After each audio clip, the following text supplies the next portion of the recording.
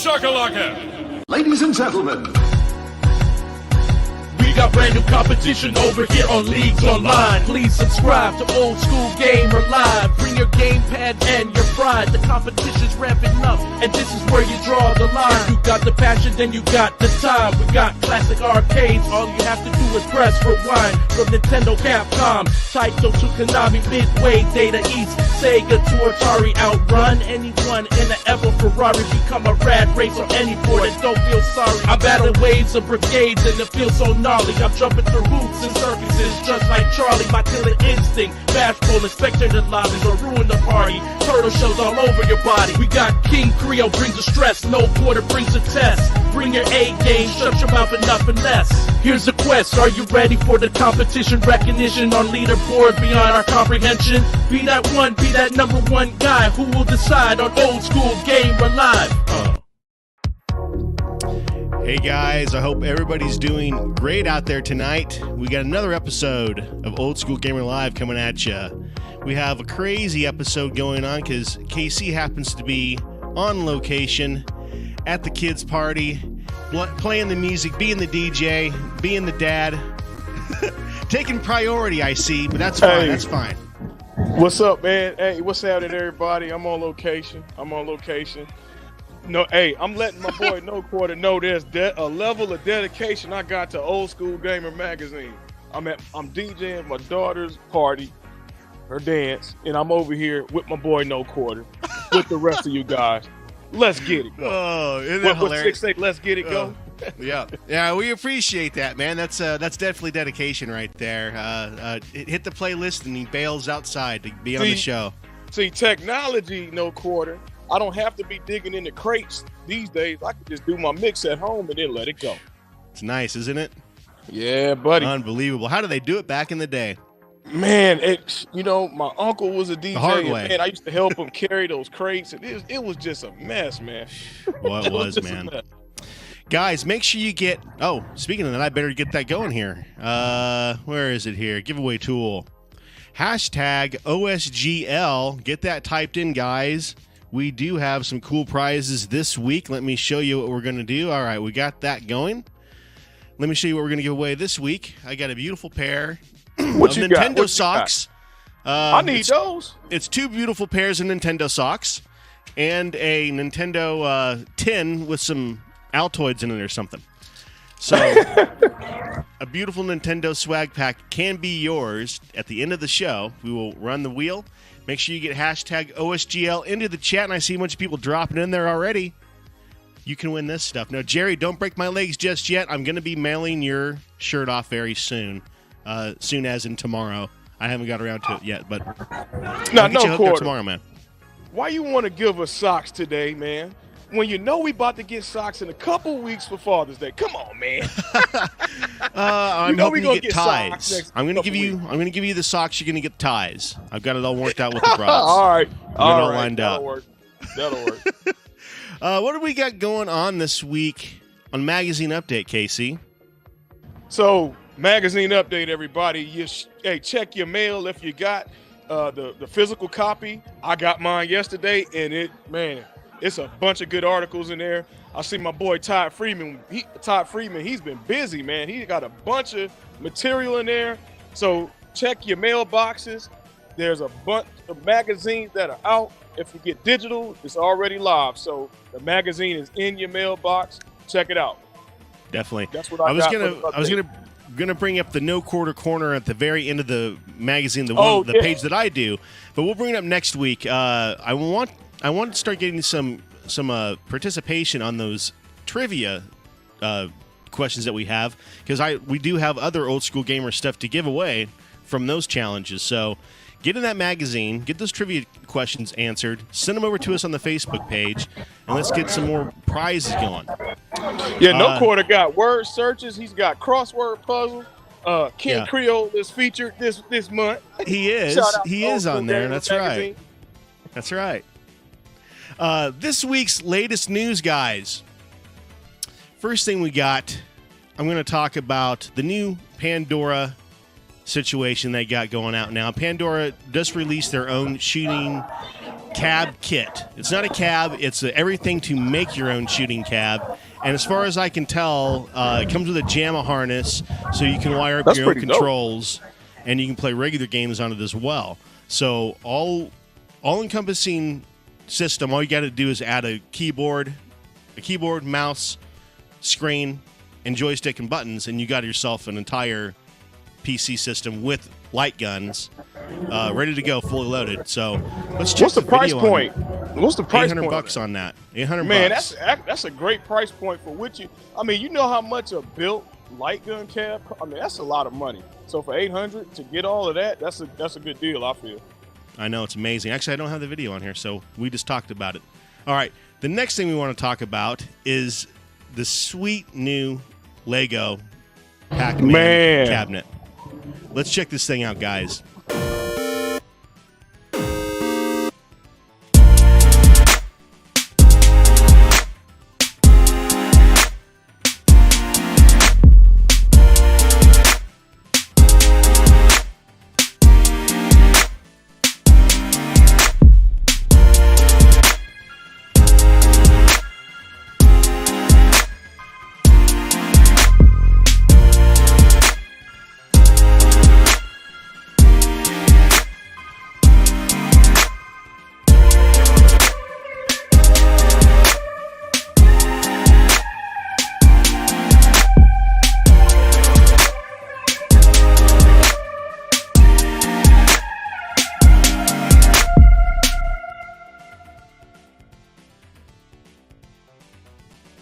Wow, that's really cool. I need to get that. How you doing, sir? I need to get that. I know, man. Even the Pac-Man news and the score changes. That's amazing. Messiah sending that to me for Father's Day. I think I heard. Is that Messiah's gaming? Thank you, man. I appreciate you, brother. I do remember him saying that. Yeah, for Father's Day, he's sending us each one of those. Yes, he's very, very generous. All right. So after that, the next thing I want to talk about, guys, is this new band that I found called Lame Genie. Instead of Game Genie, they're Lame Genie, and they're reproducing video game music, rock style, and they're pressing vinyl records of it. So they just released Turtles in Time vinyl record you can buy right now. Let's check out the video on that. Big Apple, 3 a.m.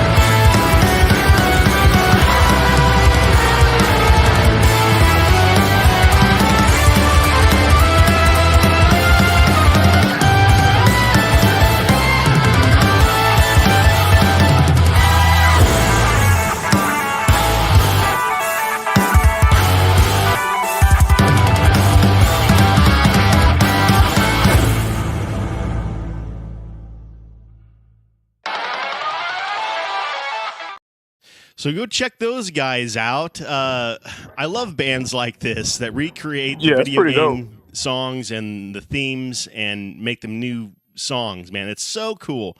They're up there in Rhode Island, I see. So if anybody wants to book them, they're ready to go. So yeah, man, pretty cool. Twig asked if no quarter. Let me address Twig real quick. What did Twig he pop said, off? Is KC bouncing?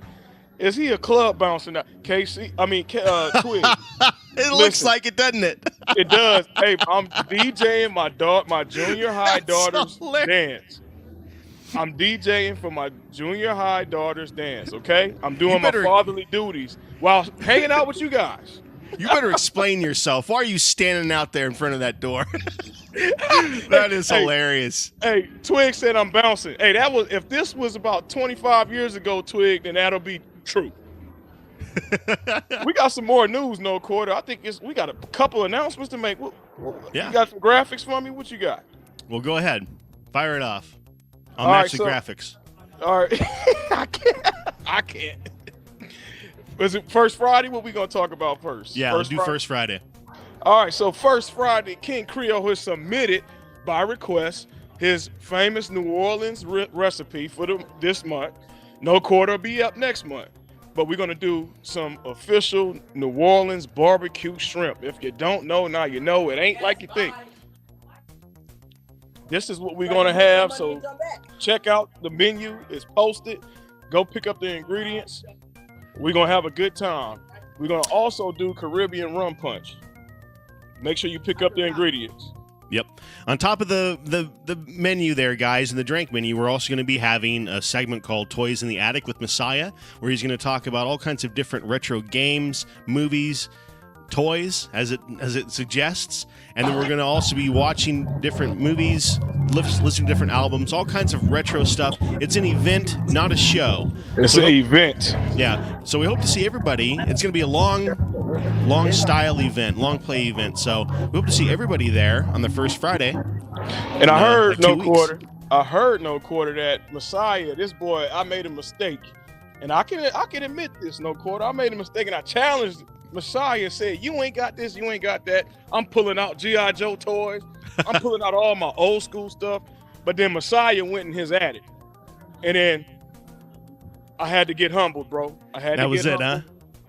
That was it. So Messiah's going to be showing on the show a lot of his, we call it an adult show and tell. So he shut you up real quick, huh? Yeah, I got showed up, man. I can admit it. I got showed up. I thought I had it made. Then I'm pulling out DVDs. The Urkel doll got trumped somehow? What took down the Urkel doll? My original 1991 Urkel doll I got for Christmas got showed up by Messiah. So y'all want to tune in to see what the hell he got. He's got some shit. That's hilarious, man. All right, last thing for news, guys, before we bring on our amazing guest. We are doing our retro gaming. Let me get that off of there, that yepping. All right, we got our Retro Gaming Olympics popping, guys, June 15th. We are actually teaming up with P-Dubs on this one.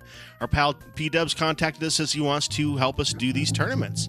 It's going to be good. Yeah, so he's going to join us live. We are going to simulcast on our channels and his channels. It's going to be what you guys know and love, the Nintendo World Championship cartridge. You can see it here, known from the movie The Wizard. We're going to play it live online. We'll be able to play with you guys. We have a way of doing it using jam.gg. We can play it live with you. So we're going to go through the Nintendo Championship cartridge, see who gets the highest score. Whoever gets the highest score, you're going to win something really, really cool. And we will reveal that the day of the event. So, come and check that out, guys. It's going to be an absolute blast.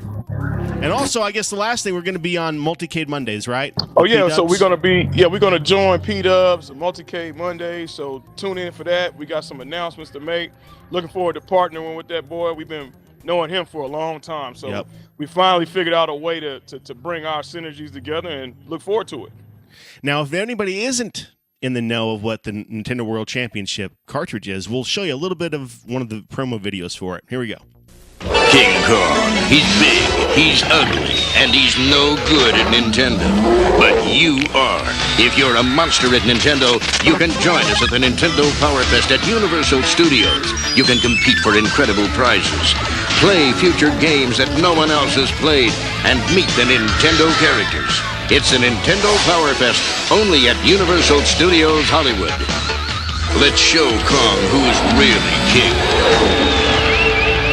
It was a dream come true for die-hard Nintendo fans. Over 10,000 of them packed the Oakland Coliseum when the Nintendo World Championships rolled in as part of a 9-month traveling extravaganza. The Nintendo World Championships, its first year out, was really an idea that's been conceptualized about 2 years ago.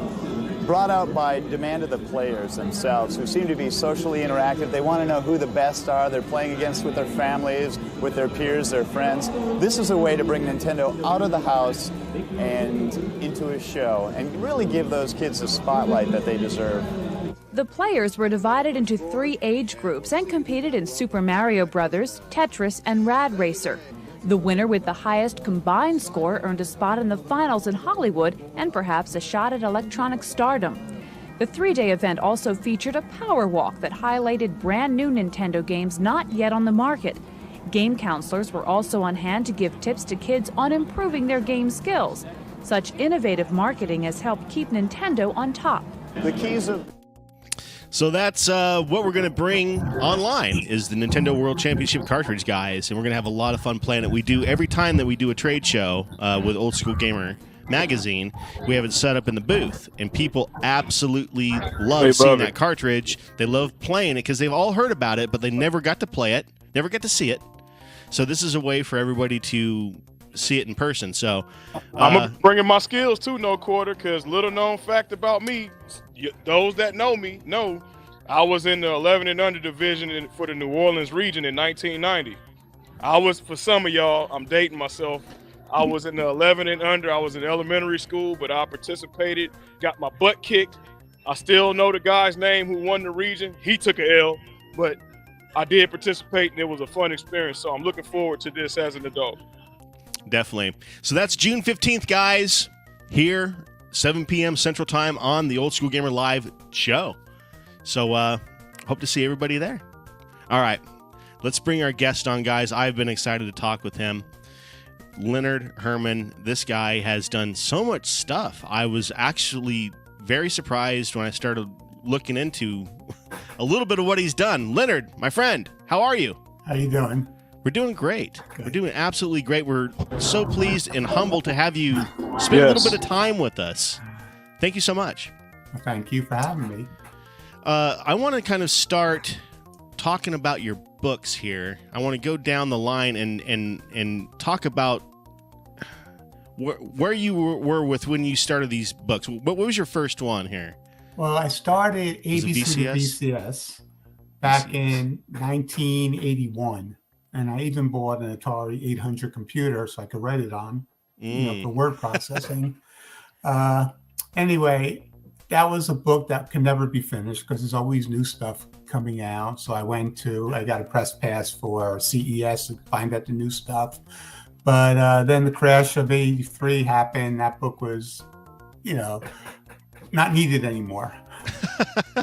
And so I wanted still to write a book about video games somehow, and I thought about it and I said, what don't we have? And there were no books about history until I came along. And that was Phoenix. Okay, cool. On top. So Phoenix was the first comprehensive book on the history of video games. First one came out in 1994.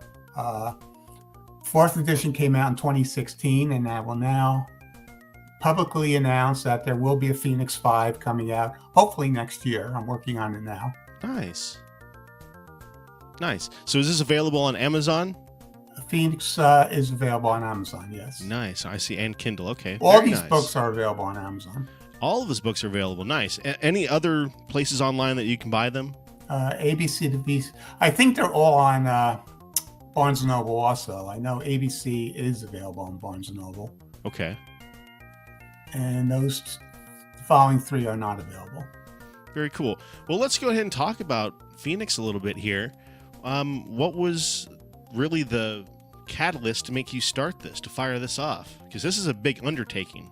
Well, as I said, I wanted to write a book about video games, and there were no history books, so I decided to write a history book. I had a lot of press kits that I got from all the times I went to CES. I had a small library of whatever books were out there, and I had magazines going back to the 80s. So I had information. We didn't have an internet back then like we have now, so there's no way I could do any research through, online or contact people. So I just compiled notes, put it together. Originally, the book was going to be each chapter was going to be a different company. Like the first chapter was going to be Atari, second chapter was going to be Mattel, but then they started overlapping. So I decided just to do it chronologically then, and that's the way I've been doing it ever since. Very cool. Very cool. I had hoped to have the book done by 1992, which would have been the 20th anniversary of video games.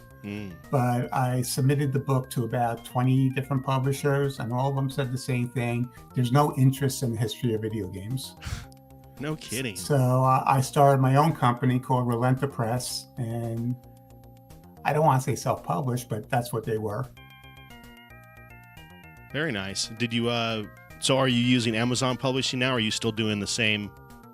Well, with Phoenix, it comes in 2 editions right now. There's a black and white edition, softcover black and white edition that goes up to the year 2015, and there's a hardcover color edition that goes up to 2016. Amazon did the black and white one. They had a limit of 828 pages. That book came out into exactly 828 pages. When I went and did the color one, I updated errors that were discovered, added another chapter to it. And since Amazon, I don't know how it is now, but since Amazon doesn't do color, I went with Ingram Publishing. Ingram Print, they're a distributor, but they do publishing also. So they do the hardcover book. Now, the story with ABC and the VCS, that book came out in 2005. I printed 400 copies. They went fast. I moved 2 years ago, and I discovered I like having one shelf with all my books in mint condition.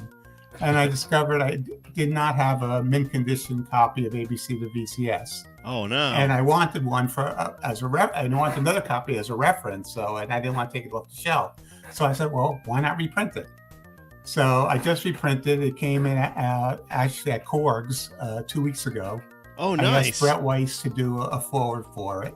I see that. And I went with Amazon to print it, and I gave them a month to do it. Plenty of time for me to have the books ready for Korg's. Well, they had a glitch in their system. They could print the book. I can order them on Amazon, but I could not order author copies. And so then I went with Barnes & Noble. So you had to pay full retail price for your book. If I wanted to get them, I would have to pay full retail price. They allowed me to do that. Oh, thanks. They wouldn't let me to get it at a discount. And I said, well, what good is that? Yeah, no thanks. So I went with Barnes & Noble. I didn't know they had their own press. And I was really happy with them. I liked the way the books came out. And it turned out the printer was the same one who does my hardcover Phoenix. Oh, wow. Ingram. Well, that's a coincidence. Let's talk about some of these people that you have met over the years. How was it to meet Ralph Baer? I mean, how unbelievable. Well, Ralph was like a father to me. But the first time I met him was at CES 1983. I was 24 years old doing research for ABC to VCS, and I saw him there. And I went up to him. I go, "You're Ralph Baer." And he looks at me and goes, "Yeah, so what?" And I was speechless. I just turned and walked away. You just left? That's hilarious. So then after I published Phoenix, and again, it was self-published. I couldn't get into bookstores. But a lot of the magazines covered me. And Ralph heard about it somehow. So he wrote me a letter, which I still have, asking how can he get a copy. So this is Ralph Baer. So I sent him a copy. Never heard from him again.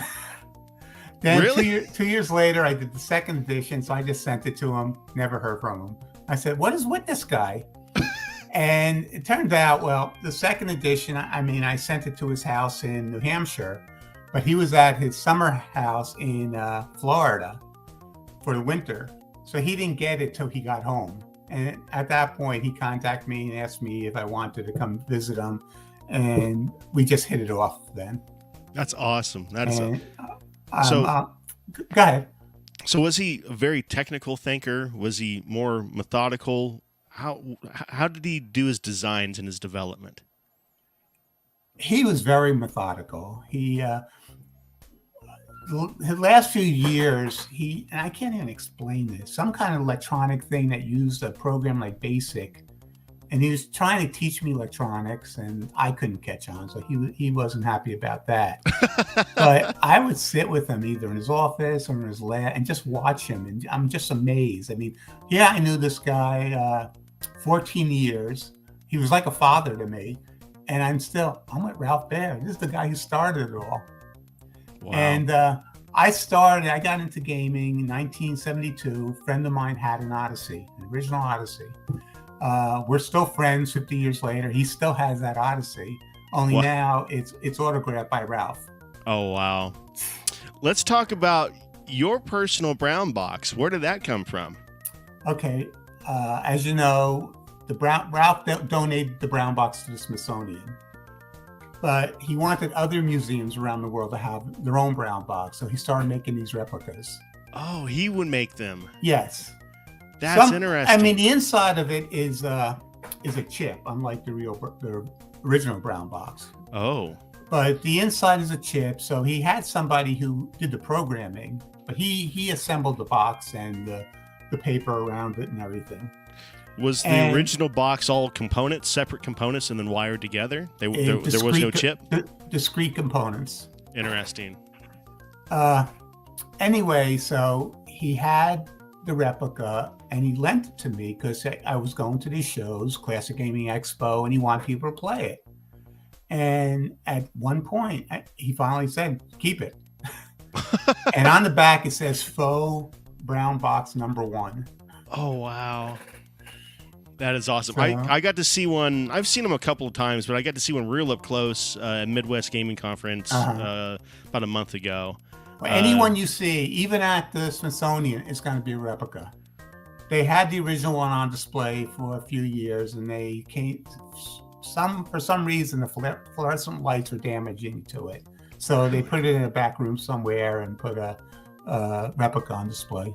No kidding. The finish of it or something was peeling up or something. And my favorite moment with Ralph was I was at oh my God, my mind keeps going. Well, there was a show. It's a big show, and it's not coming to me. It was a West Coast show. They came to the East Coast now for the last few years. But anyway, so it was in Boston, the first one, and I brought the brown box. And I was with this arcade. See, man, this is what happens when you're 64. Your mind goes. So anyway, I was in their room. They had all the arcade machines around. And they had a little table for me, and the brown box stopped working. Oh.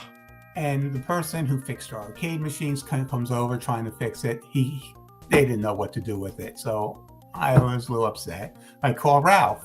Now Ralph lived an hour away. After the show, I drove to his house, and he fixed it in 15 minutes, whistling the whole time. Really? I took a picture of him doing that. And if you go to my website, I have all my articles that I ever published. And Game Informer magazine asked me to write a tribute about Ralph after he died. If you go to the down thing, the down arrow. Oh, I see. And go to published articles. And now next to last one, a tribute to Ralph Baer. Click on that. Oh, wow. And that's the picture. And Game Informer used that picture in the tribute. Look at that. So for years after he died, I didn't want to show the brown box. I didn't want anyone using it in case they broke it. I didn't have to fix it. But I have a friend now who can fix it, so I'm more comfortable using it. And he always wanted it to be used. Wow. That is so cool. We got a question for you here. Says, Messiah asks, as a historian, what was one of the most impactful games, in your opinion, for the video gaming community? That's a hard question. There's so many. I mean, I don't want to say Pong. There's so many of them. I mean, I'm a retro gamer. My favorite system's the Atari in the early 80s. I had to say Pac-Man for its time. I agree. I think Pac-Man, there it is right back there. I think that's probably the most iconic game. I saw a stat the other day. 93% of the world knows what Pac-Man is. That's pretty that's amazing. when it got the female gamers started with that. Mhm. There's no violence in the game. Yep. Let's see here. I want to scroll down our celebrities because I saw. Tell me when you met Nolan. Nolan, I met at Classic Gaming Expo a couple times. Now, you might have heard that he always denied ever seeing the Odyssey. And then one time he was at Classic Gaming Expo. He was giving a panel. I don't think they called them panels back then, but he was giving a talk. And someone asked him, "Did you see the Odyssey?" And he goes, "Yes, I did see it, and it was a failure when I saw it." And I was the moderator, so I felt I couldn't speak up or anything and say something. So I just sat on the side with my mouth closed. Oh, wow. I see you also met Tyler. What do you think of his new Polycade system? I haven't been following it lately. Have been following it? No. We talk about him quite often. We're excited about it. It's basically the premium arcade solution for bars and for in home. Made out of solid steel. Really, really impressive stuff. Absolutely love the Nolan Bushnell family. Now, Steve Wozniak, how in the heck, how did he go meeting that boy? He gave a talk at Classic Gaming Expo. And we have another picture of me and my friends with him. Steve wrote one of the, I forgot what you call these, tributes to Ralph's book, Videogame in the Beginning. Ralph had met him, gave me his email address. So I wrote to Steve, and Steve said, "Oh, yeah, definitely, I'll do it." So that was my way to go talk to him, showing, here's the book. That's actually a prototype book, but.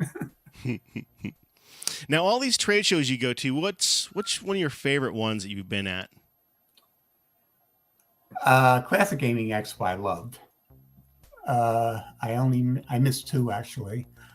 I like the Portland show, but my problem with Portland now is I have books I got to bring with me, and I can't fly because of that. And it's too far to drive. I'm on the East Coast, so right now I've been limiting myself to the East Coast. I went to a show in Orlando last November. Nice. I go to Korg's. I think I've been to Korg's 6 times now. Long Island show every summer. I'm invited to that. And I have a standing offer to go to the Syracuse show in November. Nice. So. I'm going to be in Austin and Portland this year. Are you going to be at either of those? Probably not. Probably not. Okay. Too far out then. If I could drive it. I mean, the last time I went to Portland, 2019, I had a friend, him and his wife were driving there.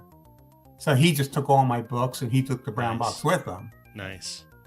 Yeah, that's kind of a problem we have with Old School Gamer too, is we have a lot of heavy stuff. And so we kind of don't do as many trade shows as we should. It's a little more difficult. I guess we could just ship it, but that gets really expensive. Really quick. I mean, in my case, I don't make much on these books, and to ship it, that wipes it all out. What's your most go-to game in your collection? Right now, nothing. I haven't been playing lately. I haven't been playing. Why not? You just working? Because I moved 2 years ago during the pandemic. And yeah, I've been working on books, and I don't want to play games right now because I figured that's going to take the time out of writing my books. Definitely. But again, if I hook anything up, I do have my Flashback 12 downstairs, not hooked up yet, but one of these days it will be. I love those plug and play systems. They're hard to beat. All the games are on it, and it takes so little amount of electricity to run it. It just makes sense. It makes sense to play them all the time. Plus, I got to take my Switch out. I'm on they gave a thank you to me in the Atari 50 package. Oh, nice. I was surprised to learn that. So you should have had that ready to show us. Oh, I don't have it. I mean, my Switch is not old. I haven't used my Switch. But after I saw that, I bought every version of it: the PS4, PS5, the Xbox. So I had to go to my son's house so he could put it on my PS4. He has my PS4, so he had to load it so I could see it. That's hilarious. Well, man, you are all over the place, and we definitely appreciate all you've done for the community. Where can everybody find you online, my friend? TheGameScholar.com. Game Scholar. TheGameScholar.com. It has all the articles I've written, all the appearances I've been at, all the people I've met. Very cool. Guys, go check out Leonard's website. See what he's done. Buy his books. He's got awesome stuff out there. I mean, support the guys that support the community. That's all I can say. Leonard, thank you so much, my friend, and we will talk to you again soon. Okay, thanks a lot. Take care, guys. You too. All right, well, what an awesome guy, guys. Royalty, if you ask me. You know, people like that put in time and effort into preserving the nostalgia, preserving our lifestyle. You know, that's so cool, and I appreciate people like that. You know, it's so awesome to see people that are, you know, just like us, that put in the effort and the time to make it better for everybody. Absolutely appreciate it. All right, guys, let's fire off next segment. Let's get to the weekly tournament roundup. What's going on this week? We've got our pals over our Arcade High Score Challenge Club, the very first Facebook High Score Challenge Club that we started. Go get over there and hang out with those guys, Kevin, all the boys. Gonna have a lot of fun. MCAP's got a new tournament going on the ALP Black Hole we're running this week. Get in on that one. An absolute blast of a game. We've been playing it. I'm not very good at it yet. I can't figure out how in the heck to get my combos built up to get some scores going. So once I figure that out, then I'll be able to compete with you guys, but we'll see what happens. Let me get this banner off of here real quick. Polycade's got a ton of stuff going on, guys. May 20th through the 27th, so we got just a little bit of time left on the Iran tournament. Throw your scores in on that one. June 15th, Galactic Battleground at Prince's Arcade. That's a in-person tournament, so go check that one out. Speedrunners Tournament, June 22nd. This is another in-person tournament down in Fort Lauderdale. Go hang out with them there. And then June 24th at noon, down, where are they at here? Bloomington. Rampage Tournament. I wish I could do that one because I fancy myself as a little bit of a Rampage player. Over here, they also have Crazy Quarters Arcade Tournament, June 29th at 7 p.m. down up in Bay City, Michigan. So go check that out. Our pals over Retro Games Fun got themselves a new banner, beautiful new banner. Go check out those guys. They have a new voting going on right now. 3 new games that you're voting on that we're going to be able to compete on this weekend. So get in on that. Our pals over at the Neo Turf Masters Clubhouse. Go hang out with us and Warren over there. Play some Neo Turf Masters. We just did a live tournament last week. Had a blast. Our pal Moat, UAG, all those boys, they are doing some awesome Mortal Kombat stuff starting June 3rd. Mortal Kombat 2. And Season 2 of 7-Eleven is coming back. Back Alley 7-Eleven Battle. First of those tournaments is going to be June 4th with Tekken 7. We are excited about that one. If you haven't seen this game, you guys need to watch this. This is an absolute blast to watch. I don't own it yet, but I'm going to. I got to get in on this one. It's an absolute blast. Let's check out Old School Weekly Countdown this week, guys. That is No Quarters Top 5 Sega Genesis titles. What could be my 5 Sega Genesis titles? Number 5, Aladdin. This game is hilarious. When it came out, I was 5th grade or something, and that movie was everywhere. You couldn't turn on the TV, you couldn't go to a restaurant, you couldn't do anything without Aladdin slapping you right in the chops. So you had to also play the game. And also, the game is great. So I had a lot of fun playing this one. Number 4, Comic Zone. This is a very unique game, set like you're fighting inside a comic strip, going between the different banners and the different blocks. It's so cool. If you never played this one, you got to fire this one off. Number 3 for me is X-Men. This game was always so squirrely because it just started. There was no intro screen. The game just started off. It just fired off, and all of a sudden you're playing. It was absolutely the craziest, weirdest thing, but I thought it was really cool. Number 2 is Road Rash. Who doesn't absolutely love Road Rash, right? I mean, this was the first game that you're driving and attacking at the same time. What a blast. I had so much fun with this thing, and it was so frustrating as well, because when you got in the higher levels of this game, they were brutal. It was almost impossible to win. But this is a very, very good one, guys. Try this one. And my number one game is Sonic 2. When this thing came out, it was epic. All my friends played it. We played it all the time. I loved how you had the two Sonic and Tails at that point. It was just really, really amazing. Really super cool game. Let's fire off to our game of the week. Last week, guys, was NAMM 1975. We had a blast on that one. Let me get my ant stream pulled up here. Because this week, here, ant stream. This week, our game of the week is Dragon Blaze. So let's go ahead and fire this off here. Get my controller here. Let's see if we got any scores already. Nope. All right. Nobody's played yet, so let's fire this off. I could be very first. Now, we're doing the Dragon Blaze tournament, guys. We got 5 days left on this. So let's see how this plays. I should also connect my controller first. There we go. All right, let's see what we got here. Is it a shooter? Yep.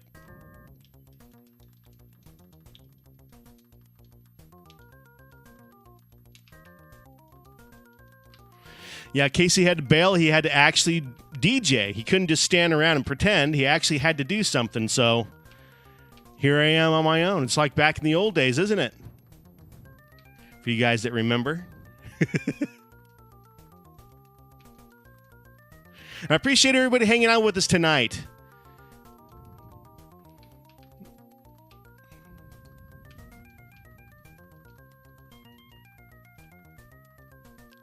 So I'm missing a lot of coins. See, we got a bomb. That's it. That's it. I'm going to run this one more time, guys. We're not going to let that slide. We can do better than that.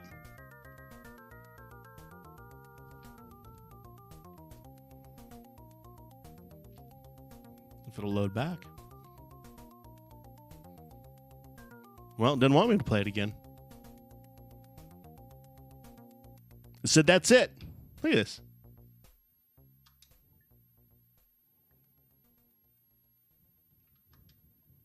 Oh, I played it. All right, well. Looks like I'm going to play the game instead of the challenge.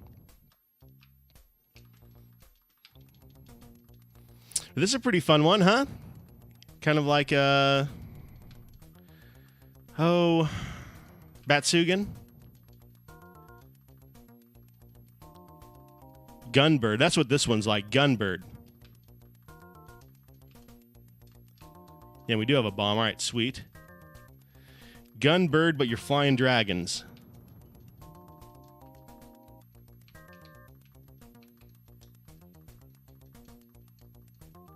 Ah!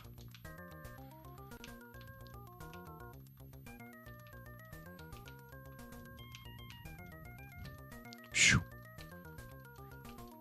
And I'm lucky because Corrupt would already have got my score beat, but he's flying right now. He's flying back home. He's been in Vegas on a trade show, so he's flying home right now. So we kind of have a reprieve from getting our cans kicked high score-wise from him for at least a little bit. These are pretty sweet graphics, actually. That dragon looks awesome. Where is Dragon? Is Dragon in here? He needs to be seeing this right now.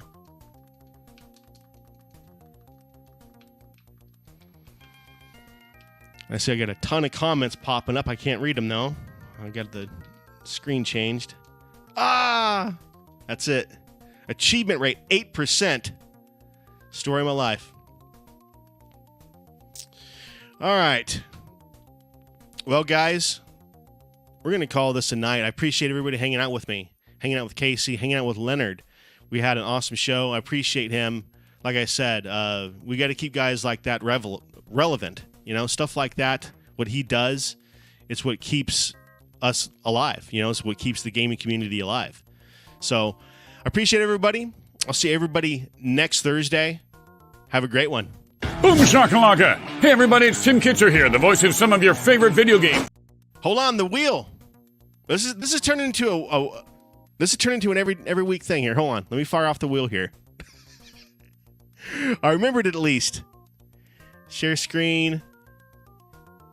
Giveaway. Here we go. All right, everybody, get your OSGLs in. Hashtag OSGLs right now. I don't think Jerry was here to see what in the world. Yeah, Steps, get your OSDL in if you want to win. Yeah, do not forget. No, good job.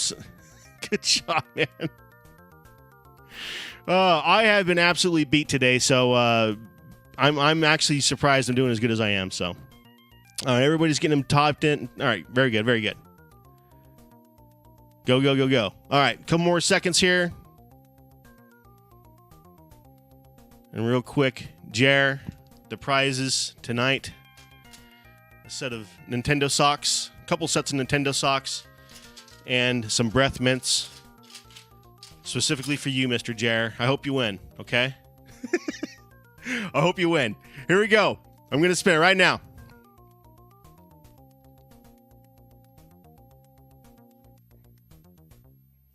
Who's going to win, guys? Who's going to win? 6. He wins. Congrats, man. Congrats to 6. Hit me up after the show, man, and we will get you hooked up. All right. Guys, have a great night again. I will see you next week, Thursday, 7 p.m. Central Time. Have a good one. Boom shakalaka! Hey everybody, it's Tim Kitcher here, the voice of some of your favorite video games like NBA Jam and NFL Blitz, and I'm here to talk to you about Old School Gamer Magazine. It's the magazine for retro gaming, and it's exploding. Kaboom! Old School Gamer Magazine now has twice the content, with new columns on retro gaming, arcades, retro computers, indie publishing, and a ton more. Plus gaming history, memories, and modern excitement in every issue. Find out when conventions are happening and what you might have missed at others around the country. Print issues come out every other month, and if you want to go green, digital options are available. If you aren't in the U.S., take a look at our digital options or the new print on demand through Amazon. This massively expanding magazine is all yours in print and digital for just $50 a year in the U.S., $75 in Canada, or digital-only subscriptions, including all of our back issues for just $20 a year. Visit oldschoolgamer.com and subscribe now. That's oldschoolgamer.com. Boom shakalaka! Hi everybody, I'm Tim Kitcher, the voice of NBA Jam and NFL Blitz, and we're here to tell you about Token Taverns, the arcade bar documentary. We're just a friendly neighborhood arcade bar. That's right, this movie has it all. Pinball, classic arcades, craft beer, barflies, and broken dreams. Played a game with the owner of this place, and he fucking destroyed me. I might leave that in a Yelp review. Things are heating up in Florida, as we'll be showing Token Taverns on the big screen. 90s hip-hop, beers, and video games. You're doing good work. It's a Token Taverns party, and you're invited. What were you doing last night, Mario? You closed down that bar, didn't you? Yep. Come see the movie the way it's meant to be seen on the big screen. Ooh, boom shakalaka!